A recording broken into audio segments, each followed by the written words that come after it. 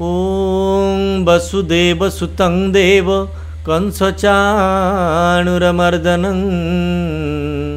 देवकी परमानंद कृष्णं वंदे जगद्गुरुं देवकी परमानंद कृष्णं वंदे जगद्गुरुं। से देवकींकर परम आराध्य हृदयर आनंद कंद श्रीकृष्ण पदार बिंदरे नमस्कार। आमर प्रिय श्रोता बंधु समस्त को कोटि कोटि प्रणाम नारायण ज्ञान रे। एबे आमे 34 क्रम केशव कोइलीर द्वितीय अध्याय रे द्वितीय भाग रे उपस्थित होइचे। ए भाग रे कवि 6 वर्ण रे कौन यशोदांक मुखरे कहउचंती। कोइली छाट छाट कोइली लो छाट के मु मारिली पूर्वे छाड़िय बागले कृष्ण से ही परा भवे। लो कोइली मोर मने पड़ुची से पुराणा कथा। दिने मु विरक्त होई रागरे ताकु छाटक मारिथिली छाट मारिथिली बाड़ी रे बाड़ीथिली पूर्वर कथा मोर मने पड़ुची। लो कोइली से कथा मने पड़ले मोर यहाँ अनुभव होउची बोधहुए सेही माड़ जोगु रागिकी कोण मोते छाड़ी से मथुरा रे रहीगला कि सेही प्रभाव रे से किछि मो ऊपर अभिमान करी छाड़ी चलीगला कि आसवा को इच्छा कलानी। माँकर मनरे सेही कथा घांटी होउची बोधहुए पुओटा को सेदिन बाड़ी देइथिली बोली सेही रागरे बोधे पुओ मो पाख आसुनी। पुणी कोइली की कहउचंती कोइली लो दूत पणे अइला क्रूर यात्रा बोली भंडी नेला बसाईर थर। लो कोइली दूतपण रे से दिन अक्रूर आसिला। आपण माने जानी थिबे दुराचारी कंस जेतेबेले जानिया को पाइला जे देवकीर अष्टम गर्भ मोर विनाशर कारण हबो सेतेबेले से सबु प्रकार उद्यम कला देवकीर समस्त संतान को नष्ट करिबा पाई। परवर्ती अवस्था जानिया को पाइला जे तार अष्टम गर्भ बोधुए गोपन रे जाई बढ़ुची गोपरे। तेणु गोपपुरर समस्त जन्मित संतान को मारिबा को चेष्टा करी जेतेबेले नंदंकर पुत्र श्रीकृष्ण को मारिबा को उद्यम करिची तार समस्त चेष्टा विफल होइची। से अघासुर बकासुर ठारो आरंभ करी पुतना ठारो आरंभ करी समस्त सकटासुर समस्त राक्षस मान को पठेइची। शेषरे समस्तंकर निधन होइची सिना से सफल हो पारि नाही। पुनर्बार शेषरे आउरी गोटे चक्रांत करिची धनुयज्ञ नाम रे कृष्ण बलराम को डाकी मथुरा रे सेमानंकु हत्या करिबा पाई। सेही प्ररोचना रे सेही लक्ष्य रे महामंत्री अक्रूर को प्रेरण करिची गोपपुर श्रीकृष्ण को आनिबा पाई।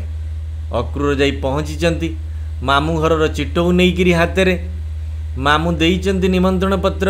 नंद देखिचंती एवं कौन करिवे कौन दुराचारी कंसर निर्देश तथा आज्ञा को अवमानना करिवार शक्ति कहार नथिला।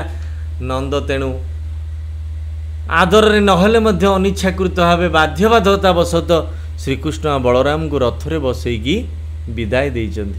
माँ सही दिनर चित्र को मने पकईकरी कोहरी उठुचंती कहउचंती कि निष्ठुर से दिन थिला मो पाई।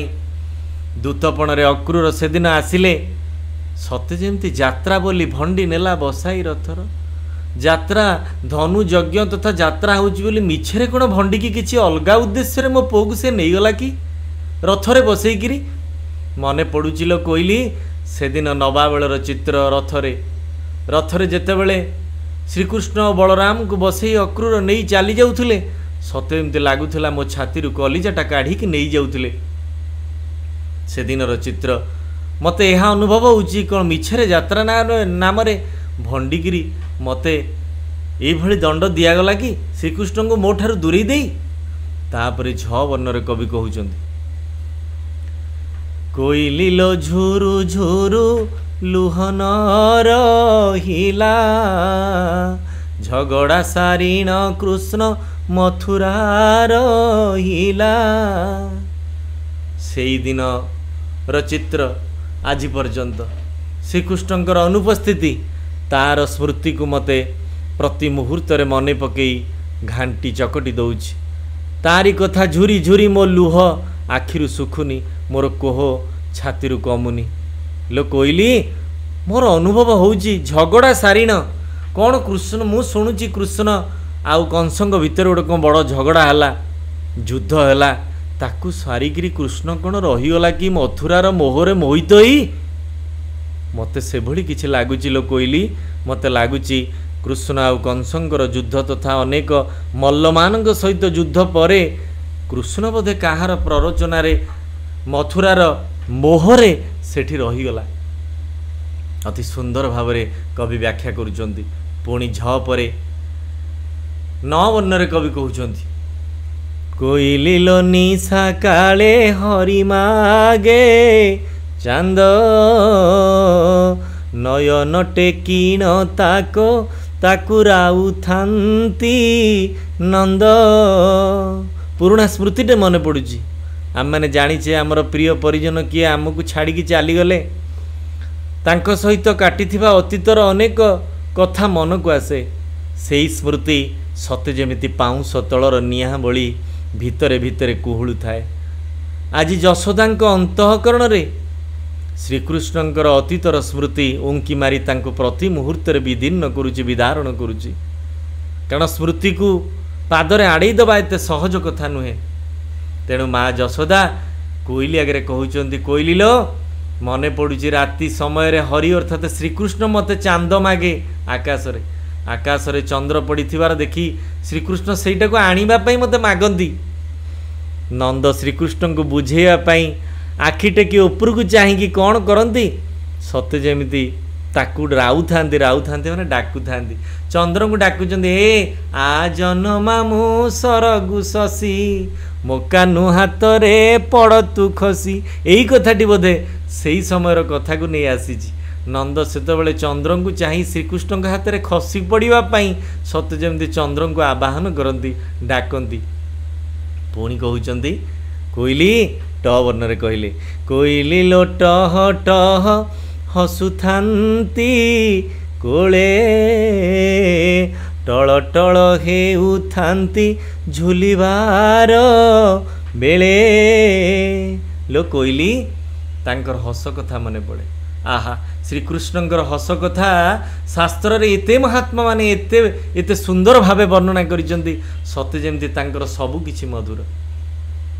अधरं मधुरं हसितं मधुरं नयनं मध मधुरं गमितं मधुरं मधुराधिपति रखिलं मधुरं मधुराधिपति रखिलं मधुरं।